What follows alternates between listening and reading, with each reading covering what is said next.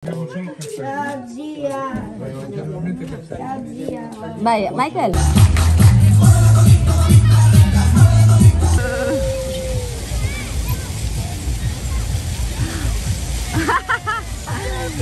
Isabel.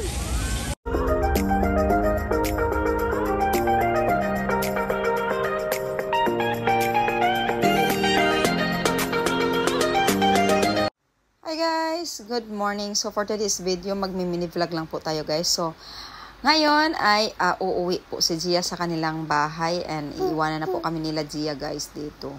So hindi ko alam kung paano namin gagawin kasi si Gia talaga malaking tulong sa amin kasi nga malapit sa kanya si Isabel. And ayan, si Isabel ay kinugos-kugos doon sa kanyang pinsan. Kinuha kasi talaga namin si Gia dito guys para magstay sa amin kasi siya na lang po mag-isa doon sa kanila kasi nga namatay na po yung kapatid niya, yung nakakatandang kapatid nila Nona.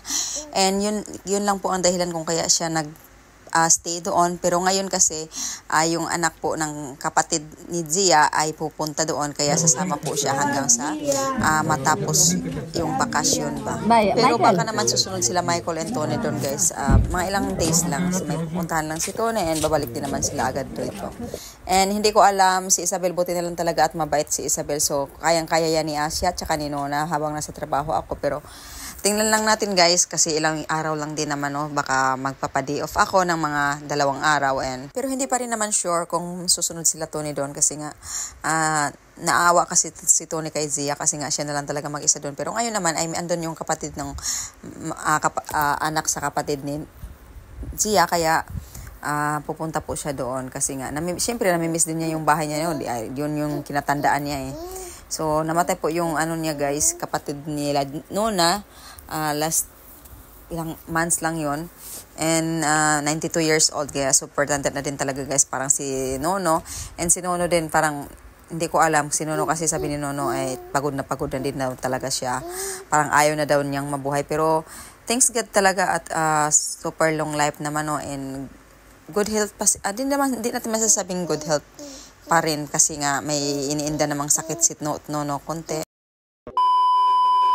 So ayan, nakaalis na nga po sila Zia guys hindi ko na po binivideo And ngayon naglalakad-lakad kami dito guys kasi summer kasi dito sa Italy ganito talaga dito. Laging may fiesta ganun ba. So per daming tao and kasi nga minsan-minsan lang din naman kasi ito every summer lang every 3 months lang.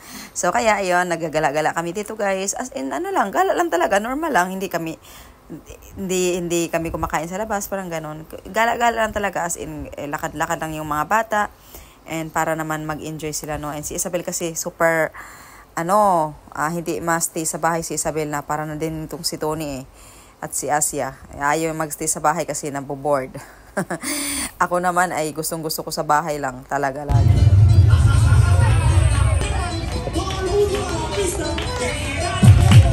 Dance Isabel, dance. Asia, put down Isabel.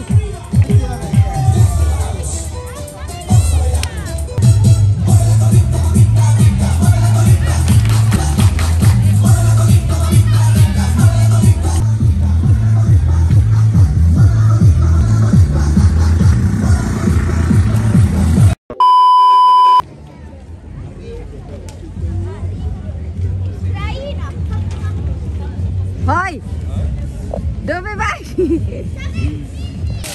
ayun guys, ito po talaga yung isa sa pinunta namin yung fountain kasi gusto maglaro-laro ng mga bata at gusto nga po nilang maliligo dyan. Pero hindi po pwede kasi nga wala kaming dalang damit. Pero yun na nga, sinabi na nila ni Asia sa susunod daw ay maliligo daw po sila dyan. Kaya sinabi ko na lang din naman guys, sige pag meron tayong time at punta tayo dyan. So ayun na nga, sabi ko sa kanya, sige maglaro-laro kayo dyan, basta huwag kayo basa-basa kasi wala tayong damit. And ayan, sila Asia and Michael, nag-enjoy naman po sila guys Sa mga anak ko kasi guys, pag lalabas lang talaga kami and gusto sana namin mag-ice cream kasi haba naman ng queue kaya sabi ko na lang next time na lang pag walang mataas masyadong tao. And ayan naman po si Isabel at pumunta siya dyan sa mga color tubig fountain. Ayan, ang ganda naman po kasi talaga and marami pong pwedeng paglaruan, maraming basta ang laki ng park dito guys.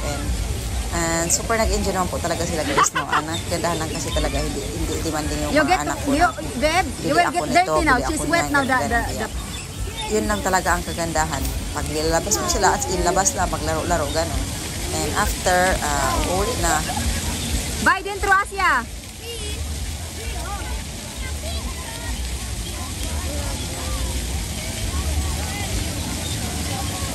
So ayun guys, habang naglalakad-lakad kami dyan guys ni Isabel, Asia, ako at Michael, and si Tony na sa likod namin ay may matandang babae nagtatanong sa akin kung anak ko ba daw sila lahat or kapatid ko. Kaya sabi ko, mga anak ko yan. So sabi na, grabe guys, na-surprise talaga siya ba anak ko daw yung tatlo.